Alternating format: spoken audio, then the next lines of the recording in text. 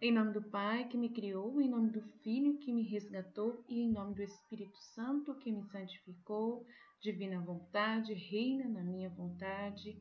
Então vamos iniciar então nossa aula, o primeiro estudo do Evangelho de Maria Valtorta. Primeiro eu vou dar uma introdução sobre os evangelhos, sobre Valtorta, e depois a gente já fala sobre o primeiro capítulo rapidamente. Os Escritos e Escrituras de Maria Valtorta é um livro que eu encontrei, tá? Porque agora? Aí eu não sei qual é o autor. É um padre, mas eu não sei quem é o autor. E eu procurei achar esse livro, eu não achei em lugar nenhum.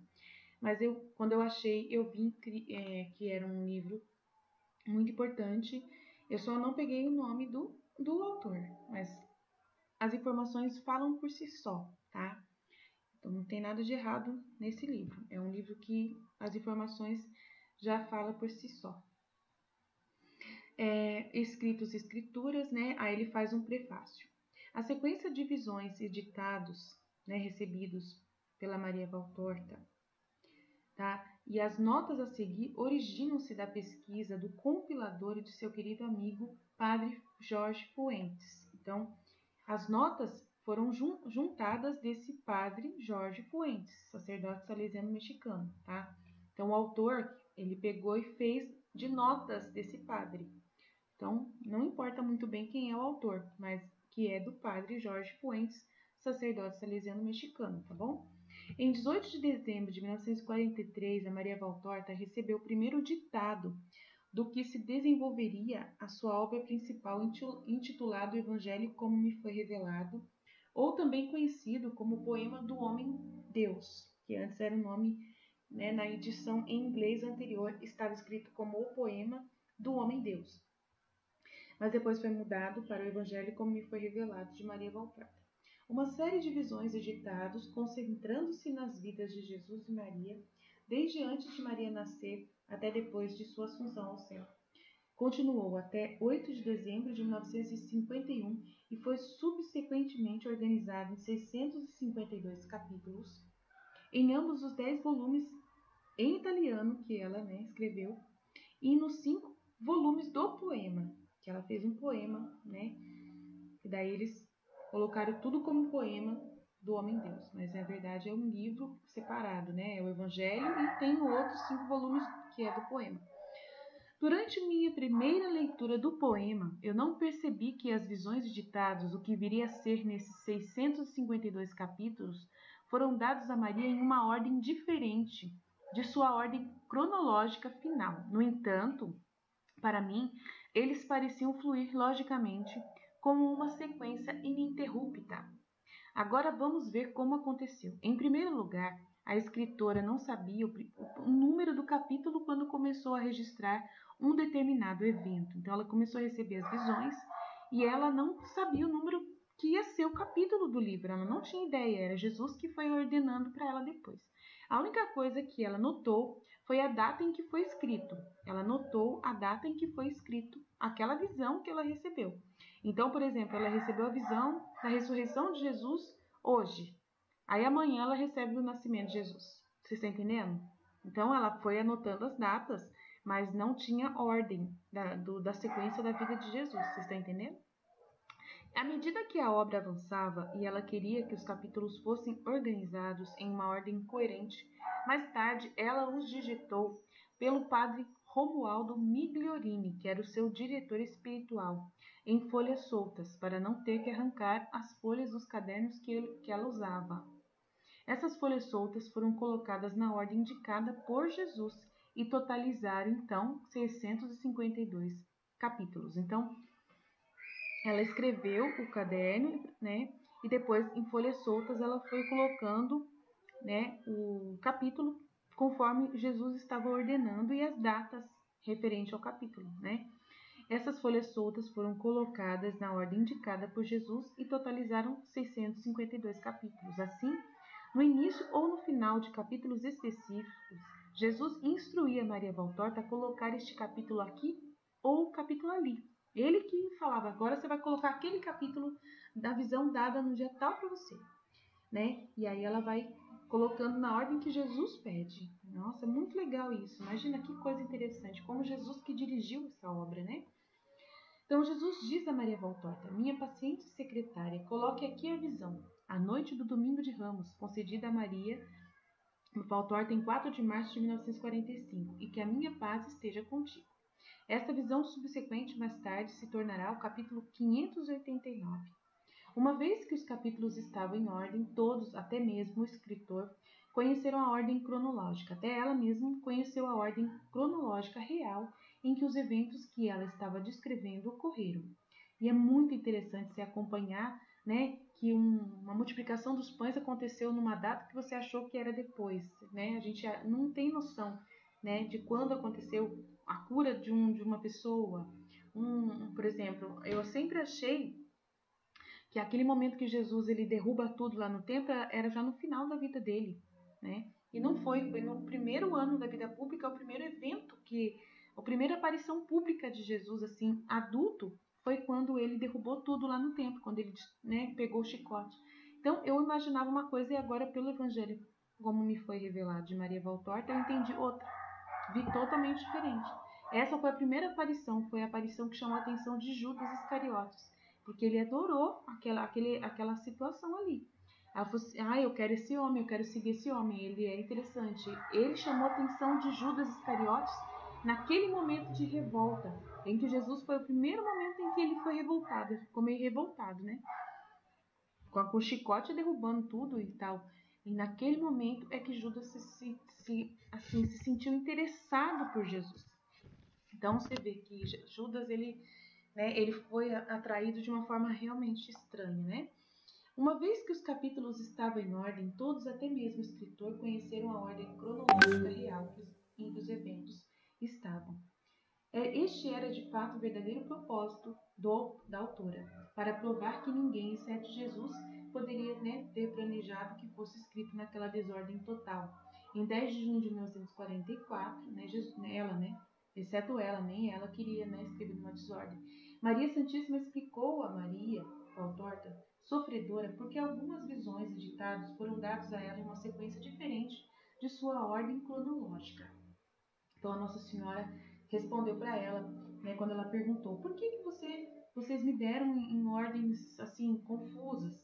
Cada dia vocês me deram uma visão um dia, né? Por exemplo, você me deu a ressurreição de Jesus hoje e amanhã você coloca o nascimento de Jesus. Como que é isso?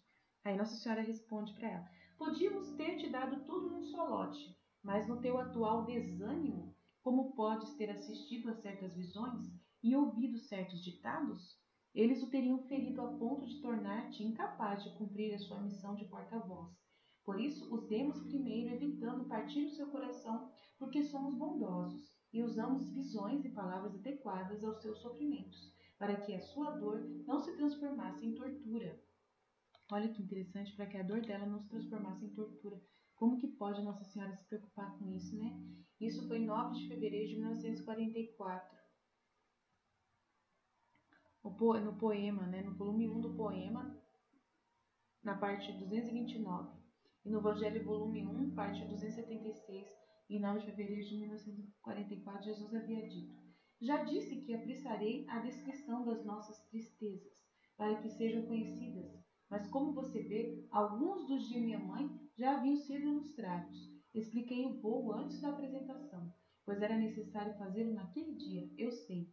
Você entende e vai explicar ao seu padre, né, verbalmente. Tenho planejado alternar as suas contemplações e meus consequentes esclarecimentos com ditados verdadeiros e próprios, para confortar você e o seu espírito, concedendo-lhe a bem-aventurança de ver e também porque desta forma a diferença do estilo entre a sua composição e a minha será evidente.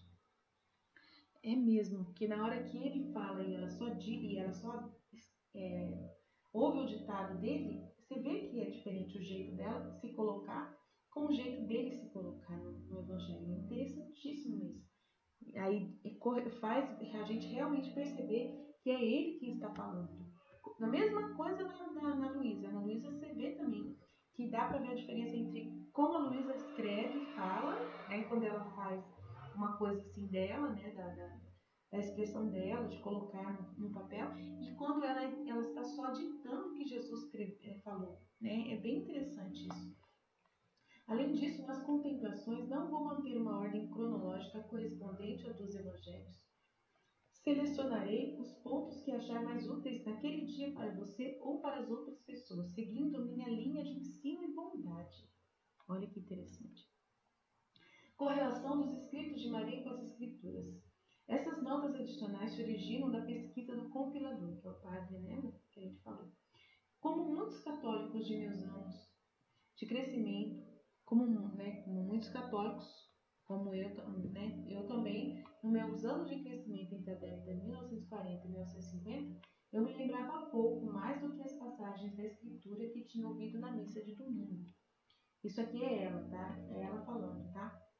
Pelo que eu entendi, é ela que fala, né?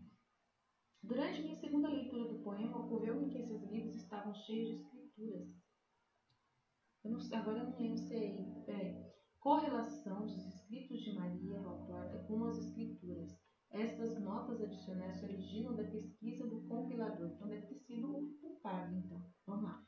Como muitos católicos, eu me lembrava pouco mais do que as passagens da escritura que tinha ouvido na missa de domingo. Né? Isso eu lembrava da homilia. Durante minha segunda leitura do poema, né, de Maria Valtorta, os livros, né, o livro dela mesmo, os evangelhos como foi revelado, e quando ele fala poema, é o evangelho como foi revelado.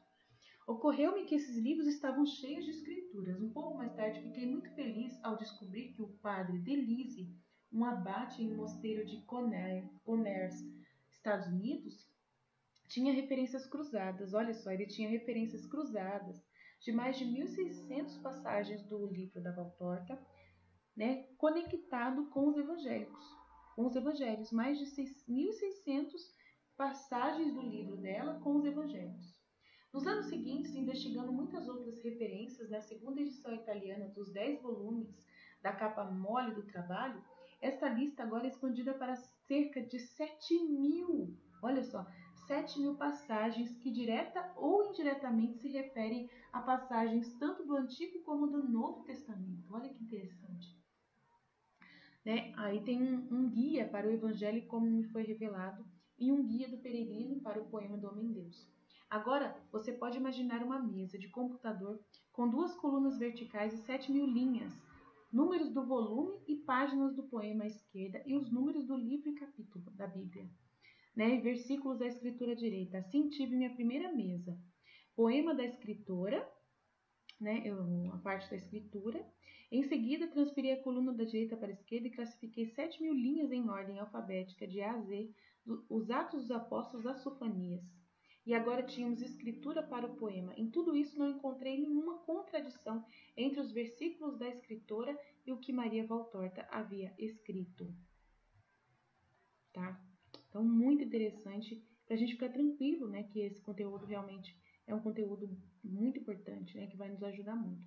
Além disso, descobri que Maria Valtorta tinha sido levada para trás no tempo. Tinha testemunhado 98,5% de todas as passagens dos 4 evangelhos que se referem à vida de Jesus e Maria. Declaração do Papa Pio XII. O que se segue é a declaração frequentemente citada do Papa Pio XII, dada a 3 testemunhas em 26 de fevereiro de 1948, em relação aos manuscritos publicados posteriormente como o poema do Homem-Deus. Ele falou: publique esta obra assim como está. Não há necessidade de opinar sobre sua origem, seja ela extraordinária ou não. Quem ler, vai entender. Olha só. Hoje em dia, ouvimos falar de muitas visões e revelações. Não estou dizendo que todas seriam verdadeiras, mas há algumas que são autênticas. Olha só. Comentário do bispo Roman Danilac, em testemunho, datado de 24 de junho de 2001, o bispo Roman Danilac, de Toronto, e ele era de Roma, descreve sua experiência com a principal obra de Maria Valtorta.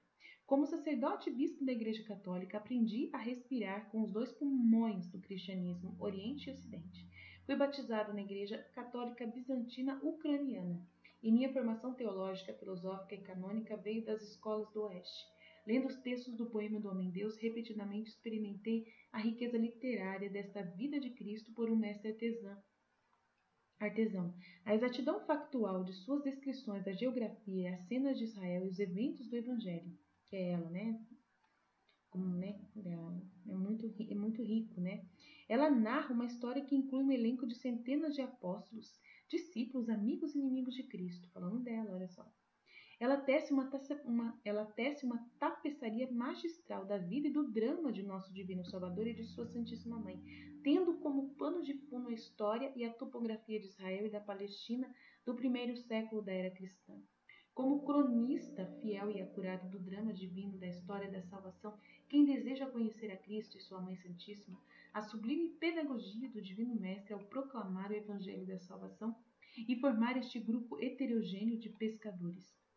Um cobrador de impostos e um fanático convertido curado de lepra, tal pessoa encontrará um guia e mentor admirável nesta obra monumental de Maria Valtorta. São João escreve em seu Evangelho: há muito mais além do que Jesus fez.